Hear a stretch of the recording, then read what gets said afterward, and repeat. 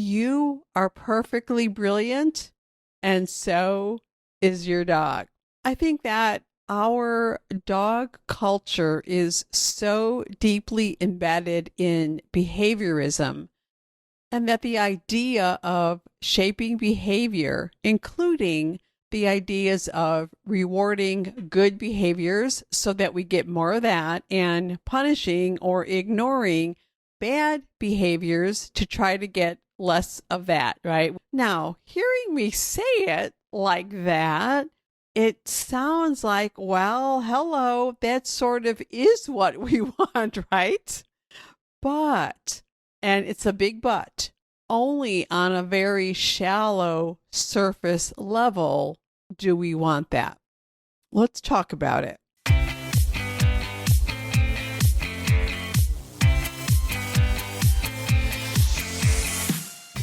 Hi, I'm Kathy Kowalik, and I believe that our dogs connect us to the heart and soul of what really matters in life. So hang out, and we'll take a deep dive into the human-dog connection and explore strategies that will inspire you to create legendary, enlightened partnership with your dog. This is the Enlightened by Dogs podcast. Well, hello, Kathy Kowalik here, your host of Enlightened by Dogs, and I am delighted to share this time with you today. Thank you so much for tuning in and listening, sharing your favorite episodes, and leaving ratings and reviews on your favorite podcast app. Much, much, much appreciated. Thank you so, so much. So today, I want to dive into a belief that I have and that my work is based on, and that my role as a dog mom embodies.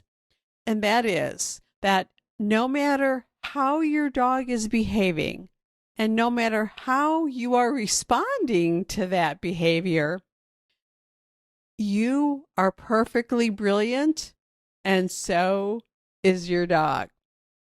So let's dive into this idea, this belief.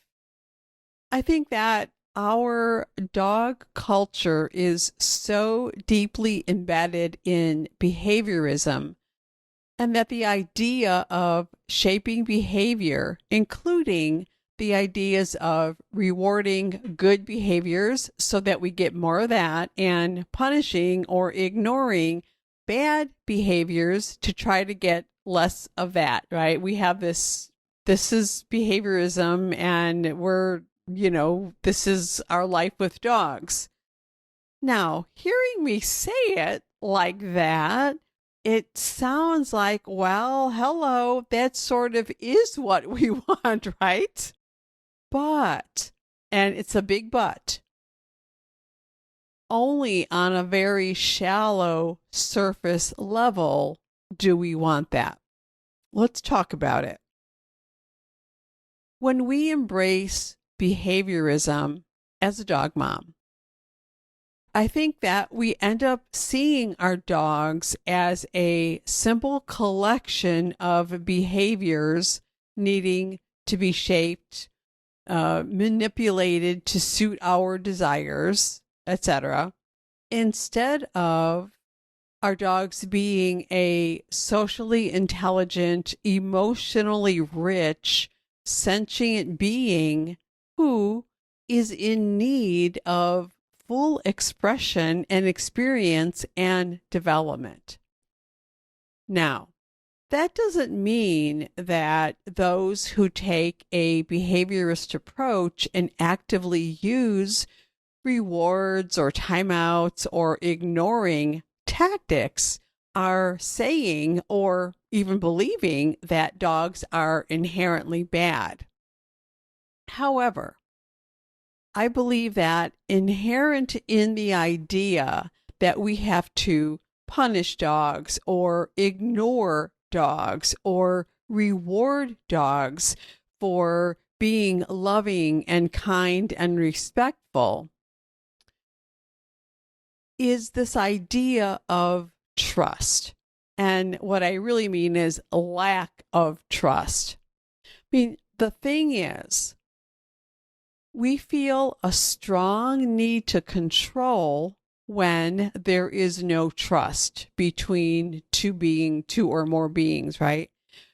And we feel that we have to shape behavior when we believe that without doing that, our dogs would be unable to cope, and our relationship and our family, our life would simply fall apart.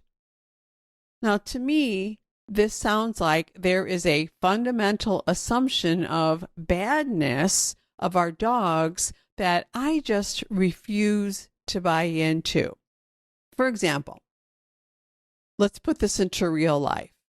Let's say that we ask our dog to stop barking at something that they hear outside, but they bark at something outside anyway, and maybe they won't stop when we ask or tell them to stop.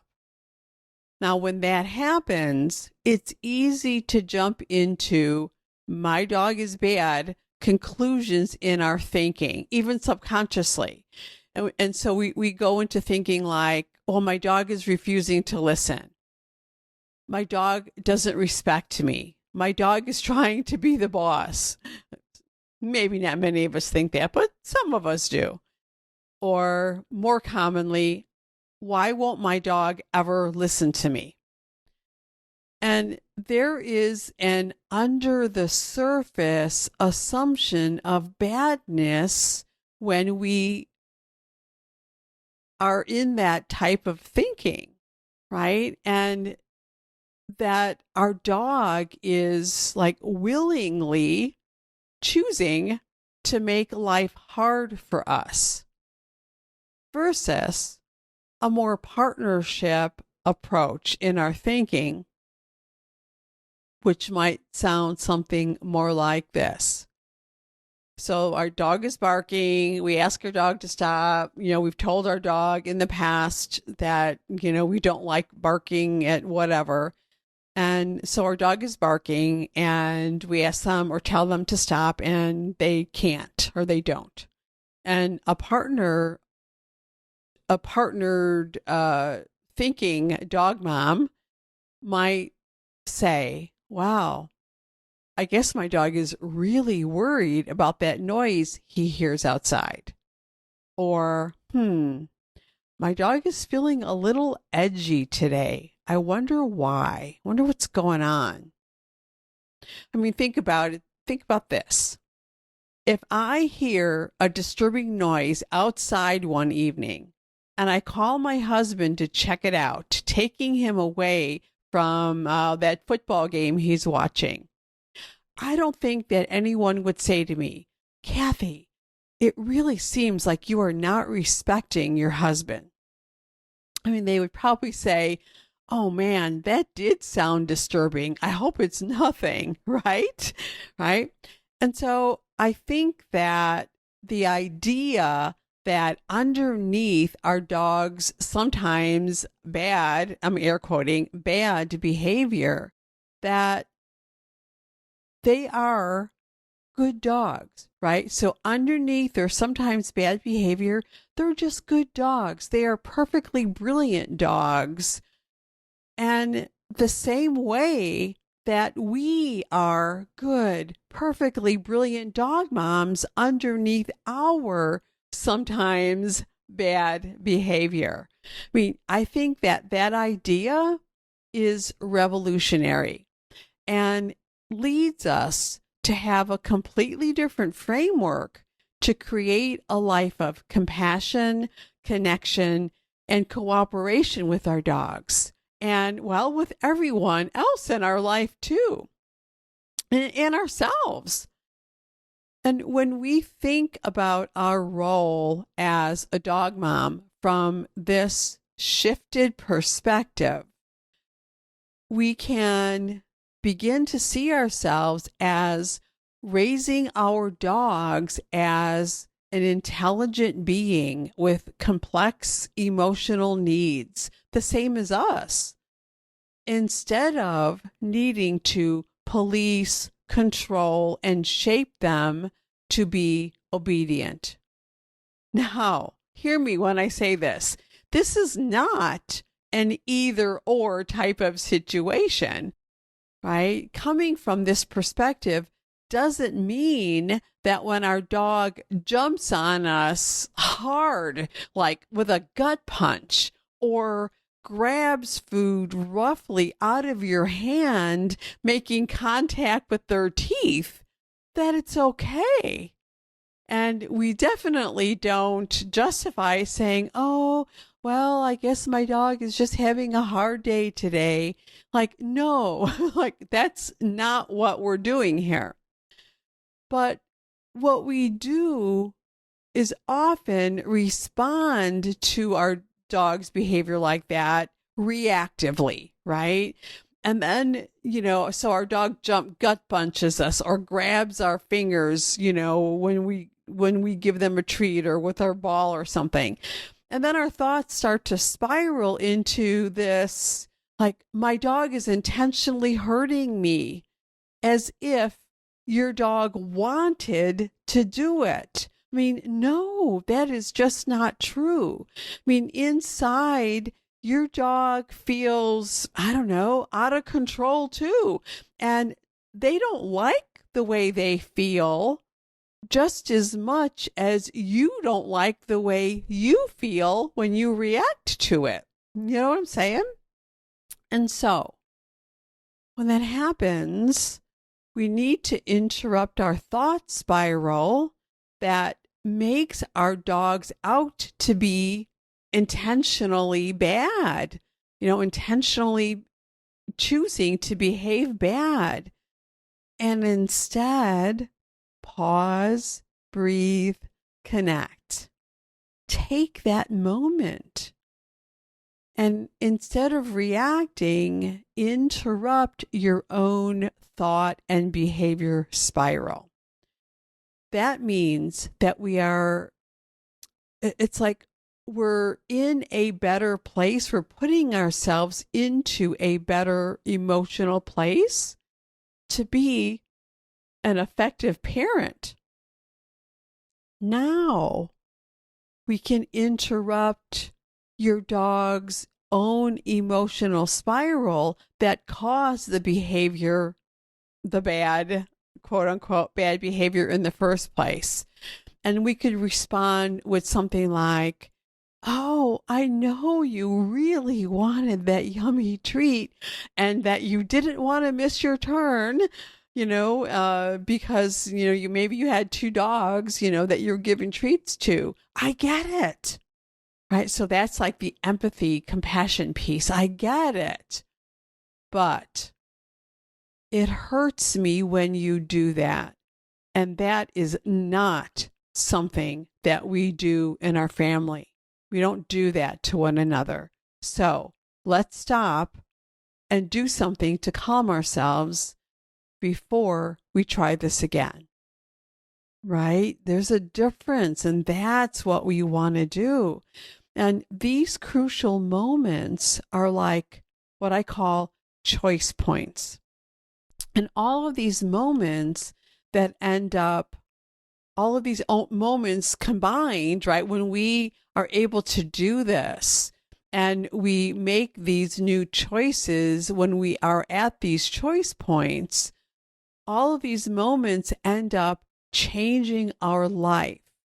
And these moments are created when we see our dogs as having a hard time, not giving us a hard time. Your dog is a good and brilliant being who did something we didn't like. That's all. And that goes for us dog moms too. When we have the bad reaction to something that happened in spite of our good intentions, well, first, that's life. And we are going to react, and that is just completely normal.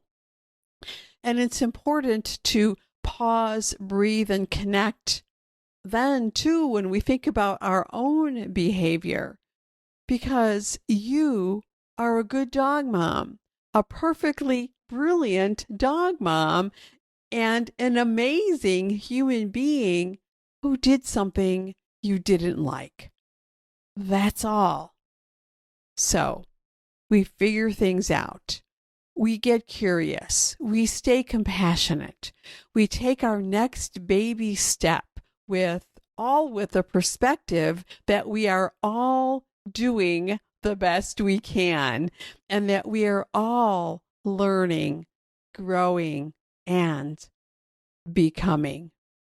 All right, so that's all I have for today. My sister, thank you so much for listening. Have a great week. Remember to be brilliant, and I will see you next time. Bye-bye.